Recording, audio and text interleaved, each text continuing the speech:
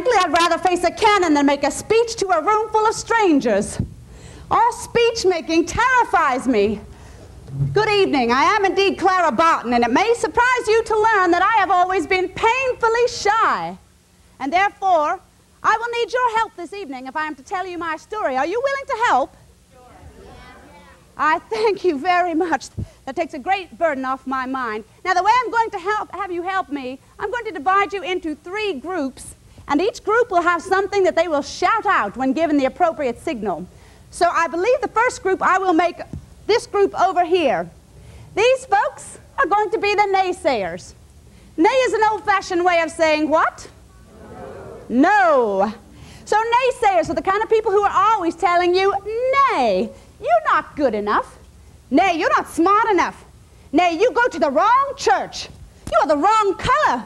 You are the wrong sex. Have any of you met any naysayers? Yeah. I would you had not, but unfortunately I have too. So naysayers, throughout this story, whenever I give you this signal, you can do that right back, but what I want you to shout out to them is, absolutely not. Let's hear it. Absolutely not. Very well. Now, this middle group here, you are a particular kind of naysayer. You are the kind of people who say no to girls and women. For no good reason other than we are girls and women. Of course, in my time, women are all expected to stay at home, to get married, have children, and if you choose, like myself, to work outside of the home, well, you are suspect. You must not be a lady. So, this middle group, whenever I point to you, you can point right back. What I want you to shout out is, that's no place for a woman. Let's hear it. That's no place for a woman. Good. It looks like some of you did not really enjoy saying that. I certainly wish fewer people in my day did not like saying that. Now, finally, you, my friends over on this side, you will be the believers. You believe that everybody should be given a chance. You do not listen to those naysayers. So during the story, whenever I give you the charge signal, I want you to give me the charge signal right back. But what you're going to shout out to all those naysayers is, never give up. Let's hear it. Never give up. Very well. Now remember your lines, and with your assistance, I will now begin. I'm not really Clara Barton at all. I was born Clarissa Harlow Barton on Christmas Day in North Oxford, Massachusetts in 1821, the youngest of 5 children. My father, Captain Stephen Barton, he had served under General Mad Anthony Wayne in the French and Indian Wars. So as a little girl growing up, he regaled me with military stories. I loved them. And I will tell you that later, when I was initiated into the mysteries of war, well, I never mounted my infantry nor got my cavalry on foot.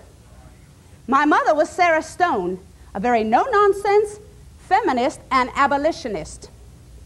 Now, as I told you in the beginning, I was, in fact, an abnormally, painfully shy child. I was afraid of everything. It very much worried my family. I was afraid of the dark, afraid of animals, afraid of thunderstorms, but I was especially terrified around strangers, people outside the family circle. And so my parents sent me to school when I was only 3. They hoped that by being around other children, I would learn to be less shy. I did not. However, I did learn to love books and would my entire life. And at least my parents let me go to school. Because, of course, girls, ladies, most of the time, if you wanted to go to school, even if you very much wanted to, what would most people at this time tell you? Absolutely not. And they would say, school? That's no place for a woman. What a waste. Women, you need to stay home and learn how to cook and clean and sew. Don't waste that book learning. In fact, some people are foolish enough to believe we're not smart enough to learn. Well, luckily my parents were not those kind of people. Now, as I told you, I loved my books, but I was still the biggest scaredy cat around.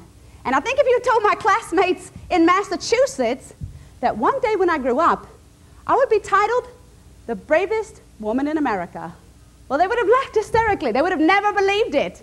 And I think, too, they would have been surprised at my very first job, because it was very terrifying. I was a school teacher. Now, that might not sound frightening to some of you, But for someone like me who is very, very frightened in front of strangers, that was a horrifying thought. Now, how long do you think I had to study to be a school teacher? Let's have some guesses. How long do you think I had to study? 4 years. 4 years? Good guess.